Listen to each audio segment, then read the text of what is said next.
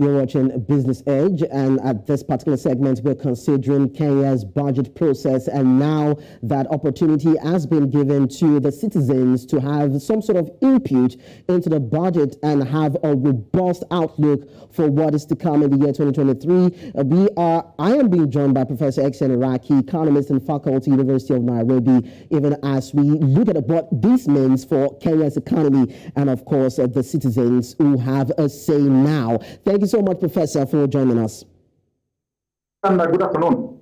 Now, this this budget process, as it were, is it the first of its kind for Kenyans to have some sort of input or a say in the budget that President William Ruto is putting forward? That's a good question, because if you look at the Kenyan Constitution, 2010 Constitution, it's very clear that most major public decisions must bring in the public. The public participation is very well put in the Constitution. So if you're making a budget, not just at the national level, but even at the county level, you must bring in public participation. So this is not unique. He is probably making it more functional. Is probably making sure that any public budget that is being made, we have input from the public. But it's not unique. In fact, we have had cases in Kenya that were thrown out by the courts, because there was no public participation. It has become part of the Kenyan culture, part of the way of making major public decisions. Ruto's first budget is said to go up about 3.64 trillion shillings, and he's come out to say that he's putting out austerity measures because he wants to create jobs and revive the economy. Now, how are the citizens and the business community reacting to these austerity acts? And of course, what do you think the likely fallout will be from the public review? Remember that it is not really President Ruto who has come up with most of the tax measures that have come up. But I can tell you that in any country, whether it's Nigeria or Kenya, people don't like taxes. But they will love taxes if those taxes are put into the right use. So Kenyans will pay taxes because it is one of their obligations, but they are very eager to see where taxes will go. There have been companies in this country that a lot of funding for the public expenditure comes from debt. And I think the president decided that if people don't want debt, then we can go to taxes. So people might not be very positive, but if taxes are put in the right use, I think everybody will be happy about it. Now, the budget was increased from 3.55 trillion shillings to about 3.64 trillion shillings. If you can you share with us what areas or which sectors of the economy are actually taking the bulk of the funds, and why is that? What is the reason actually for the increase in the numbers? Traditionally, Kenya has been an agricultural country. So there has always been an attempt in any year to put more money into agriculture, because more people are employed in agriculture, more people earn their living from agriculture, and it is the sector that is likely to spur the growth of the economy. So I see a lot of money going to agriculture, but we also have a lot of money going to education, health, and for the purpose of Dr. Ruto's budget, I see a lot of money focusing on small and medium enterprises. Remember, his policy of bottom-up economics focuses on people at the lower echelons of the economy. So those are the sectors that I believe are going to benefit from the new budget. So are you hopeful that this particular budget will improve Kenya's economy? Because there are also issues of unemployment, high cost of living, and now heavy taxation. We are looking at heavy taxation. So are you seeing a positive revamp in the economy, looking at the measures being embedded in the budget? That's an interesting question, because one of the things that is going to come out because of the increased taxes is that the price of goods will go up. And remember, recently the government removed subsidies. So what I foresee is, because of taxes going up, then the price of goods will go up. And that will not make a lot of citizens very happy. So Kenyans are watching to see what is going to happen because of new taxes. Hopefully, if that tax is put to the right use, in the long term, the economy is going to grow, they are going to have more jobs, and Kenyans should be happy. But that is a big if.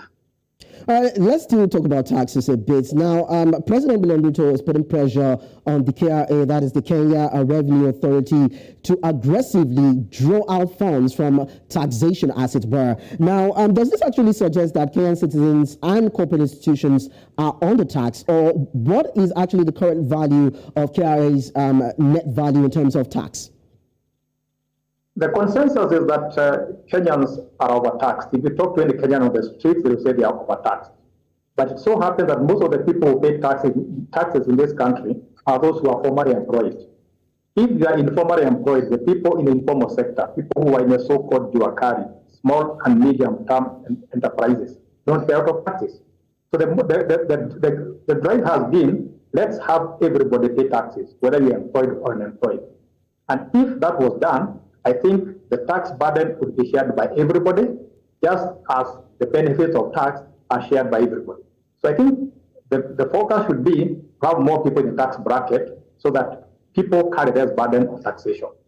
Now, you're saying that people should be taxed more, if I could put it that way. And Ruto has said that he's hoping to triple the tax collections to about 5 trillion shillings in 5 years. Now, don't you think this will be impoverishing the citizens who are already battling inflation, high cost of prices, and the consumer power is set to be dwindling?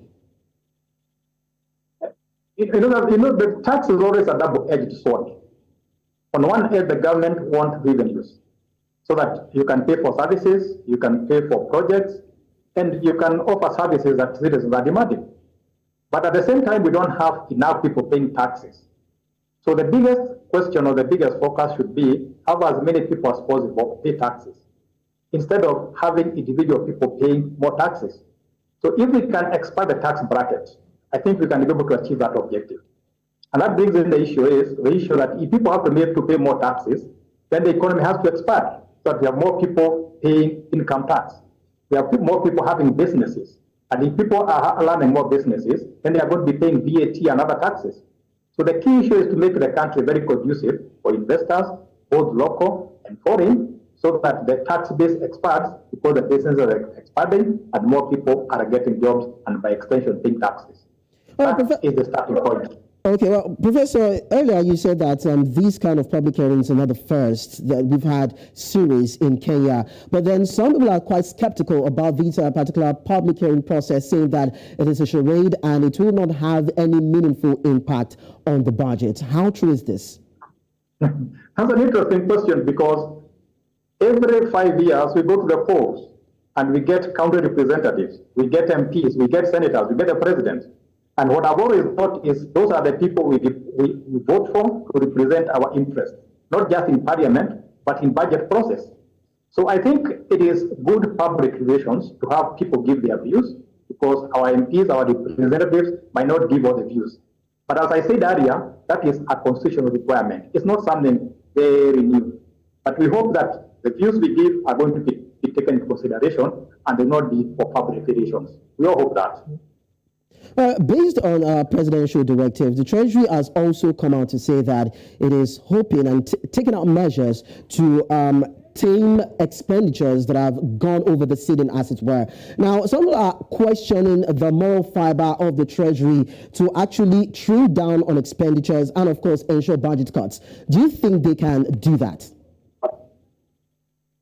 I think that's a very hard question because when the president got into power about 3 months ago, he said it clearly that we are going to reduce the expenditure. And I think he said by 300 billion Kenyan shillings.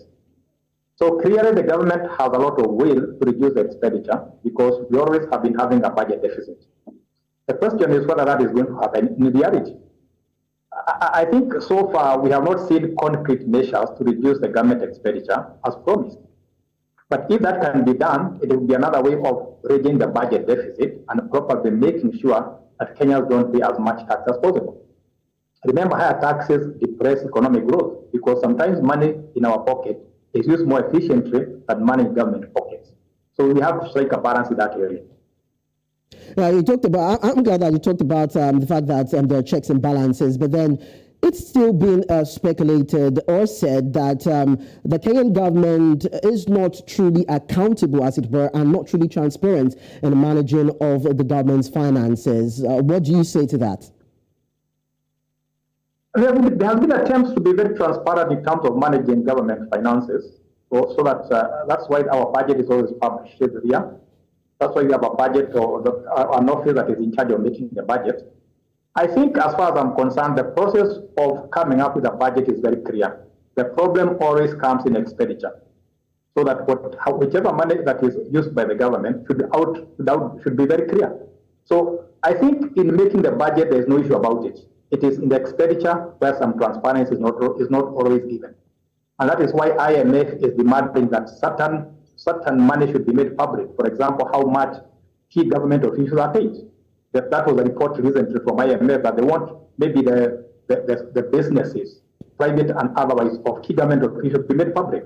So if there was more transparency, that would be good for the budget making, because people who pay taxes want to see where their money goes.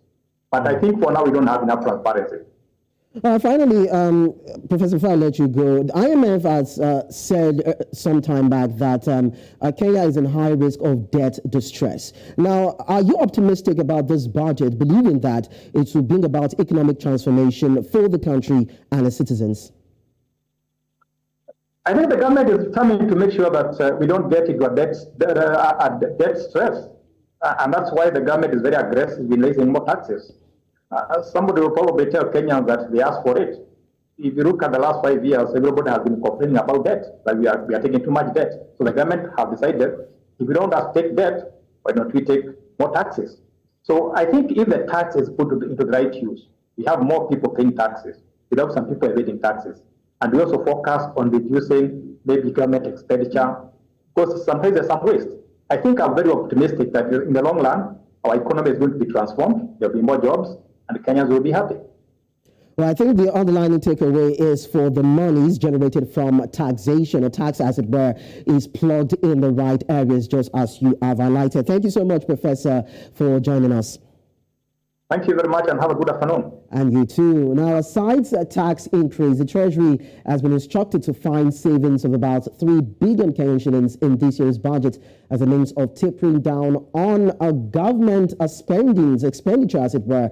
Now, the economic revolution seems to be from top to bottom, but then the invitation extended to the citizens to also have a say in the 3.6 trillion Kenyan shillings budget shows a people-centric crusade. At least that's what some people are saying. Well, that is how we draw to a close to this edition of Business Edge. Do not forget that you can follow us on our social media platforms at News Central TV. You can head on to our website, www.newscentral.africa, and download our mobile app on App Store and Play Store, because we have loaded information for you there every day, all day. My name is Lekan Onobanjo. Do not forget that at the top of the hour, we will bring you the news, so do not change the dial. Enjoy your day.